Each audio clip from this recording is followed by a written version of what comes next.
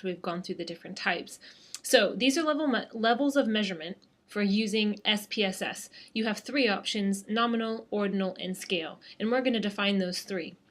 Now, all of your variables, as long as you've done quantitative or closed-ended type of questions, generally speaking, can be categorized as either categorical or scale.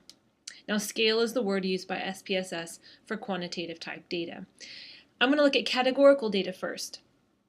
If you've got data that's categories, so for example, from a questionnaire, someone has to tick a response, say their age group or their income group, that would be categorical.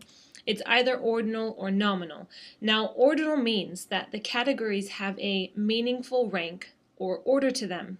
So for example, age groups, 18 to 24, 25 to 30, 31 to 35, those are increasing in age, so I would classify them as ordinal. Similarly, if you have Likert scale type questions, so strongly disagree to strongly agree, those categories or groupings have a meaningful rank or order to them.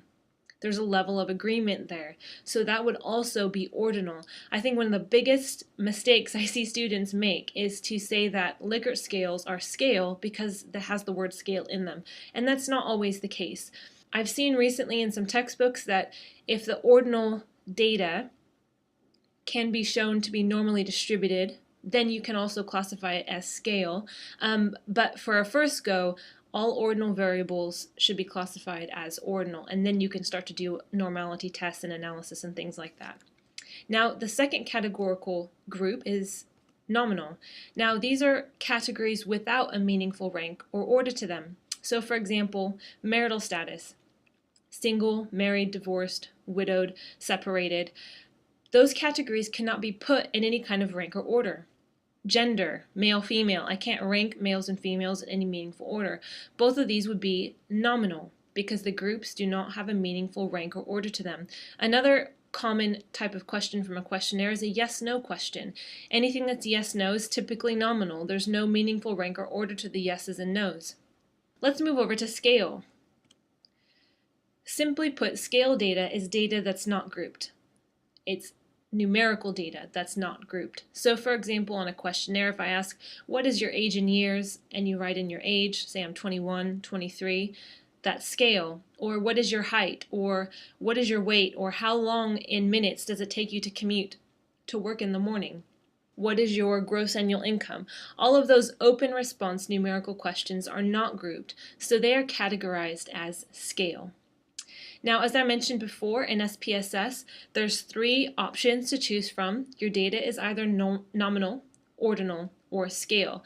Now, I think it is essential to classify data correctly, and I'll tell you the two reasons. One is, if I classify nominal data as scale, and then I try to make a bar chart, SPSS will not let me do it. It will come out with some little skinny bars. It's going to try to make a histogram, because that's what you do with scale data. So it needs to be classified as nominal. Secondly, you should be choosing your statistical inferential tests and descriptive statistics based on the level of measurement. So for example, if I want to look at a significant difference in income between males and females, income is scale, so I know I could possibly do a t-test. Now, I would obviously need to test the assumptions first, such as normality and equal variance, but the t-test would be my first go-to test. However, if my measurement is not scale, say it's ordinal, I need to use a non-parametric test. So it does depend on the level of measurement of my data. So level of measurement, it is important because it should affect what SPSS will let you do sometimes, and it will also affect what type of analysis you should be choosing.